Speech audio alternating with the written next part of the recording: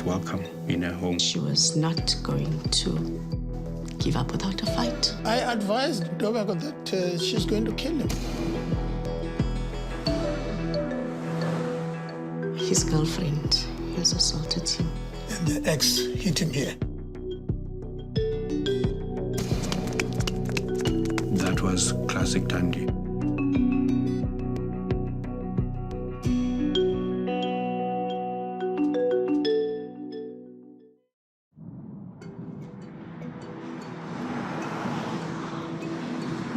Rural Transkei is one of the poorest regions in South Africa. A legacy of poor education provision and an absence of basic government services has meant a life of poverty for many of the people living here. But one man who hailed from the small village Khumbu would, against all odds, rise above circumstance, help bring down the apartheid regime, and eventually become an acting High Court judge. Ntobeko Patrick Maqubela was raised in this tiny village, walking the journey to school barefoot.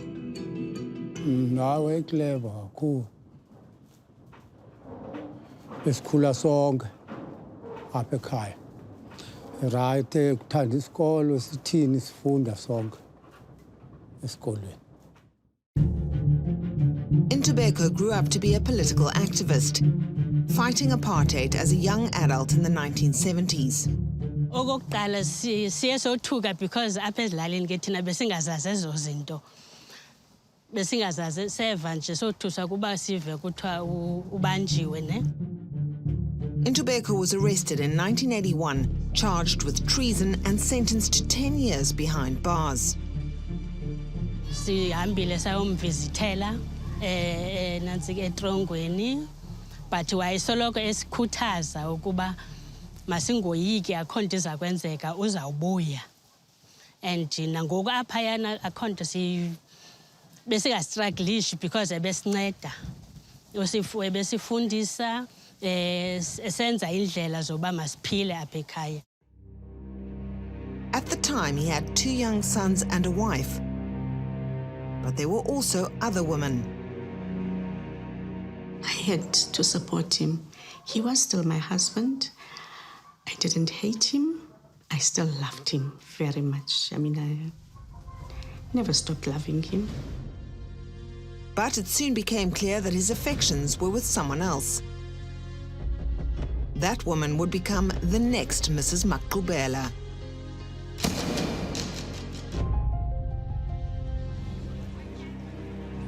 He could get away with murder in his extramarital relationships because I wouldn't ask anything. I think, oh, no, must have been with the comrades, must have gone across the borders, he must have gone out of town because I trusted him.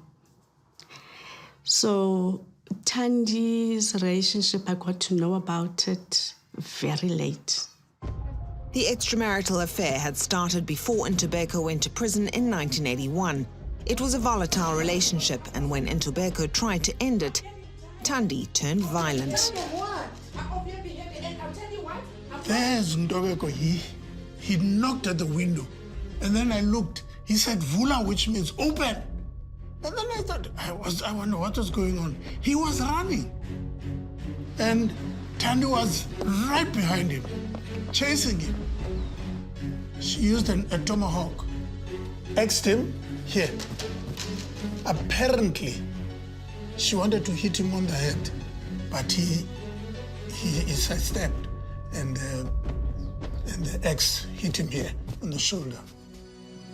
Despite the rocky nature of the relationship, Thandi visited Ntobeko throughout the 10 years he was behind bars. He asked me to get him his divorce decree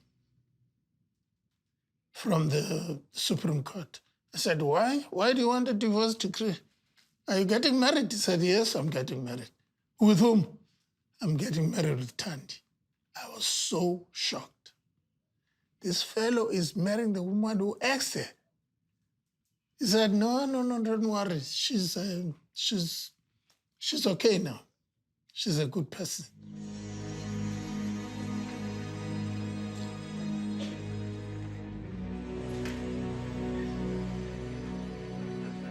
kuthe ekuhambeni kwexesha sambona uba hayi akasithandi ncam. Oyena mntu amthandayo apha ngubhuti.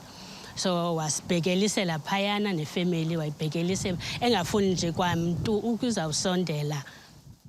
My experience of living with her was the few occasions we went to visit my father in Cape Town in the early 90s after he had been released from prison and he had married Thandi. And those are not very nice experiences. Even as children, we sort of felt the coldness and the fact that we were not welcome in her home. Ntobeko and Thandi had 2 daughters together.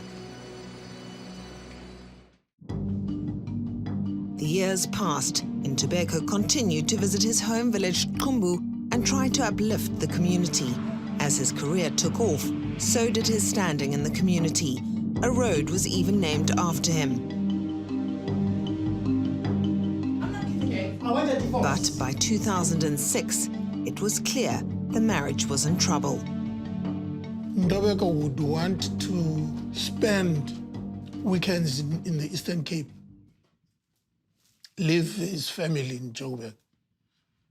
I asked him, look, what's going on? He said, no, I'm having problems with Thandi.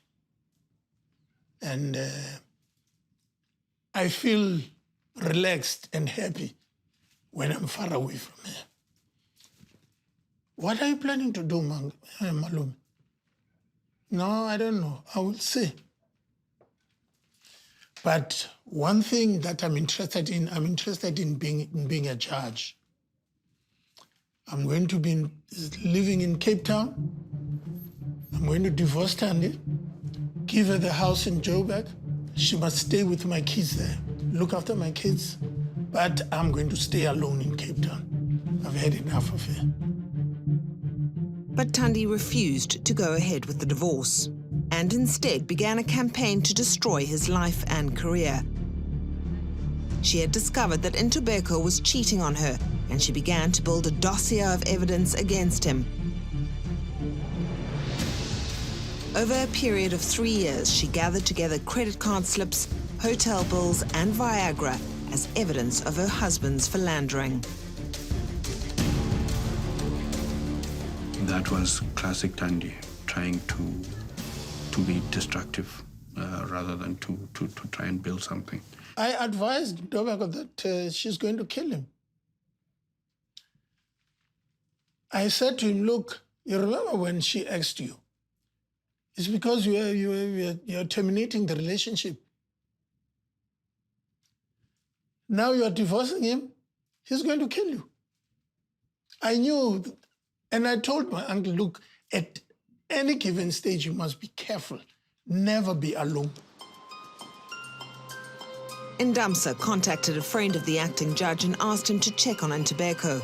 It was Sunday, the 7th of June, 2009. Ntobeko, we used to phone each other every day. When I say every day, I mean every day. He didn't phone on Wednesday. He didn't phone on Thursday. And I remembered, when he doesn't phone, it means Thandi is with him. He was in Cape Town. He didn't phone Friday. Saturday, I got worried. I said, no, it's unlike him. Please, please, just get into the flat. Please.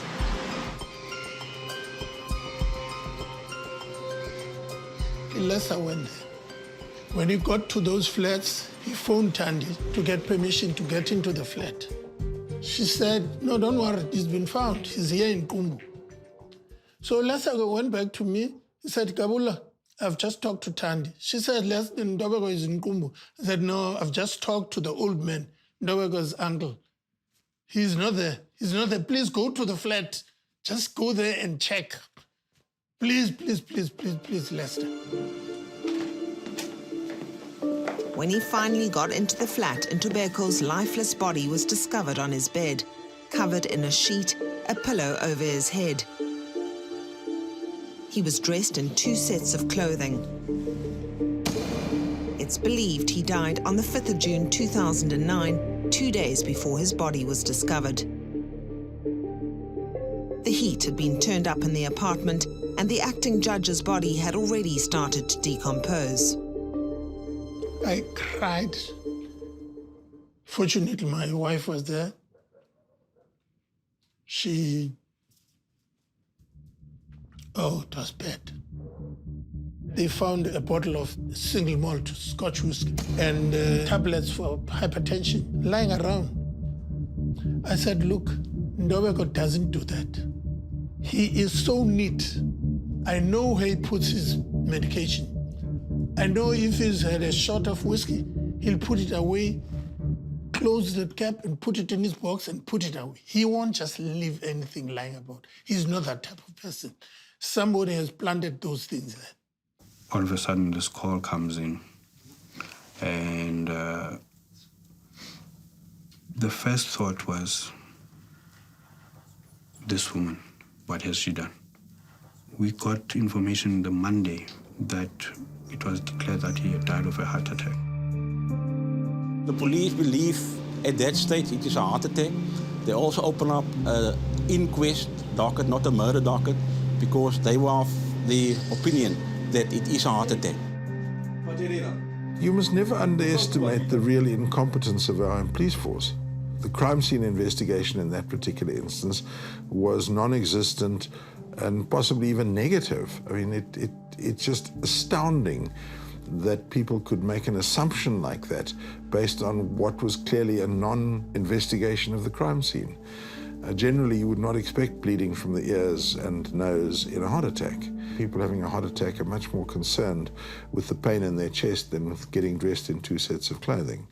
So all of these things point to some external influence in this death, something untoward in the crime scene which should have raised suspicions. And the failure to raise those suspicions in the constabulary points to a stunning level of incompetence. Lieutenant General Ntobela, all credit to him, because he told me, he said, Talmakis, I want you to be personally involved there. Just go do the investigation, because I don't believe that this is natural causes, it's a heart attack. I believe it is a murder. Just go there and see what is happening.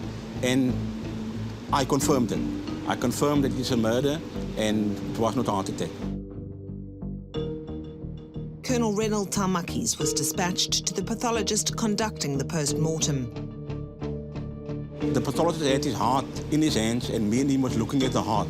And he told me, no, nothing wrong with his heart. This man looked like he was still a healthy person. Tandi Makubela, however, hoped police could be convinced that her husband had died of natural causes. She was adamant. She said, no, the deceased died of a heart attack and there's no need to do an investigation because there's no murder. She's a sweet man. He doesn't like fighting with people. So I don't think there's somebody who want to murder him. No. He is on medication. She is hypertensive, and she was taking about 3 different tablets for hypertension. But Ntobeko's close friends and family were not convinced. Immediately, I had no doubt. We'd always known Tandi was capable of that, and we had got to learn that their marriage was rocky, and she had vowed that she was not going to give up without a fight. So it was pretty clear by Tuesday evening that Tandi was hiding something. Now, our initial feeling that I wonder what this woman had done was now confirmed, because why would she be giving people different stories of her movements literally 2 days after the body was discovered? Her behavior, demonstrated in the months before his murder, was of a woman humiliated and enraged by his extramarital affairs. She accused him of having affairs with young women at the age of 20 or 21 years old. She was following him around where he's going, and she's threatening these people. And you can see that it was a woman that was hurt through affairs by the deceased. As the investigation unfolded, it was clear that Thandi wanted to shame her husband for humiliating her with his affairs. She was intent on destroying him. I've had enough. We need to... That Thursday evening, the two of them had a discussion that he said that he wanted a divorce, but she didn't want to divorce him. It's like till death do us part. Ntobeko had wanted to be confirmed judge, but Thandi was doing everything in her power to thwart his plans. When he asked for a divorce, it was the final straw.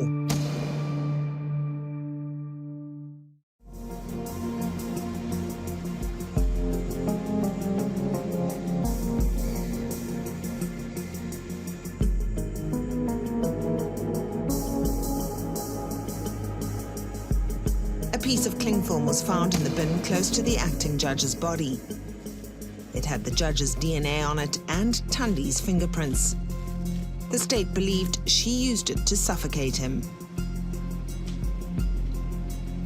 If there was cling foil that was held over his face and mouth, he would have died an asphyxial death.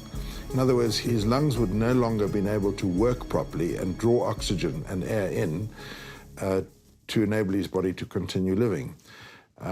And that is really, in my view, quite a smoking gun. If you find cling film with his DNA and her DNA on it, it raises the real suspicion that he was subdued. There might have been more than one. And if there was somebody strong and young and forceful in the room while he was held down and she placed this over his face and then put a pillow on top of it, I must say that is a fairly efficient way of bringing about his demise.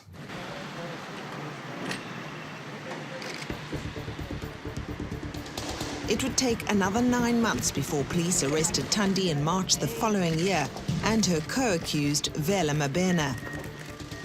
At the time of the murder, Thandi was a successful businesswoman, earning 62,000 rand a month.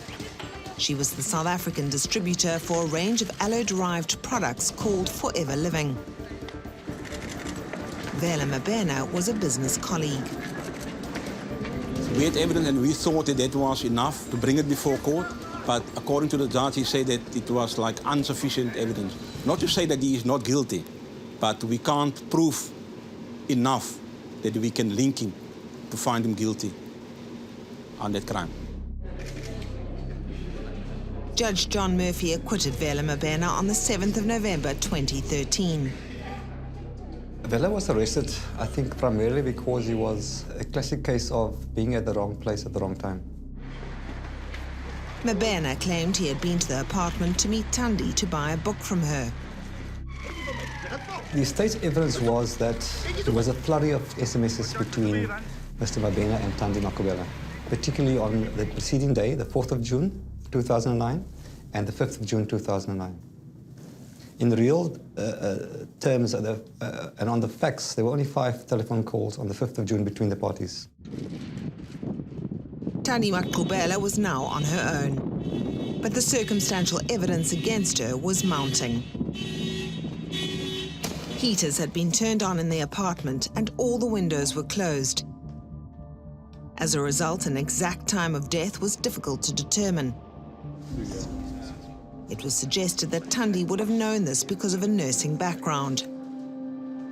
The hotter the room is, the quicker the decomposition process will start to take place and the body will start to decompose much, much more rapidly. The state would have to unravel Thandi's web of lies to prove its case. It would use cell phone technology to do this. He has no eyewitnesses. He has nobody that say that I saw this person doing this, that. This was all just technology on the cell phones. This was all just circumstantial evidence. The cell phone is basically a record of where you've been and who you've been talking to. And with modern cell phone technology, as it is now, and getting better, they can place you exactly where you are at the time of an event. They can match up the time of a phone call with the time it's received by the other person.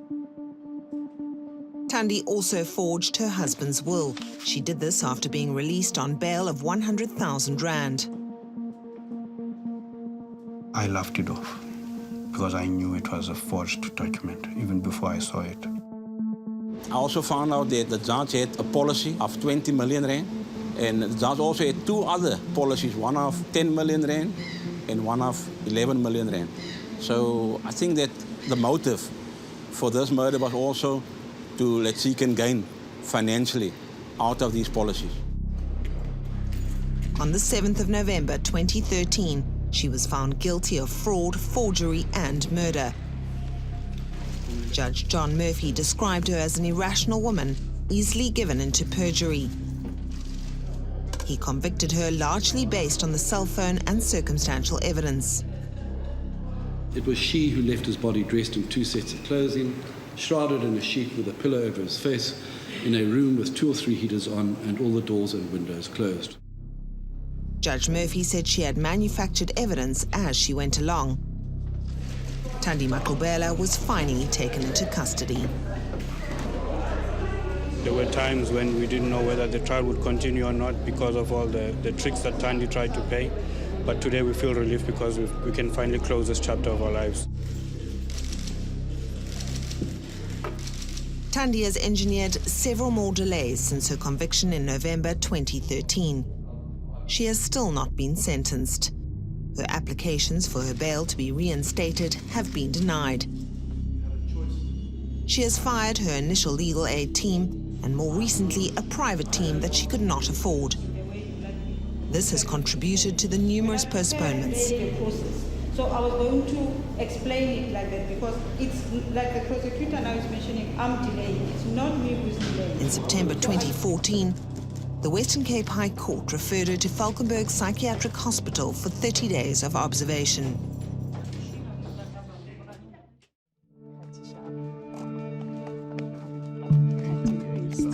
Nzwaki spends much of her time at her ancestral home in Bishu and often wonders what might have happened if Ntobeko had never met Thandi.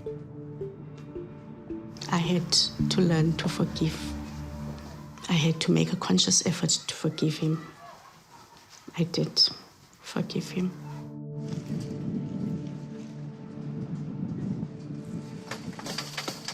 Back in Khumbu, the people Ntobeko grew up with continue to mourn his loss. Sokole kakhulu. Siyazi into yoba ebesithanda, ebeyinto yonke kuthi, ebeyinto yonke kuthi.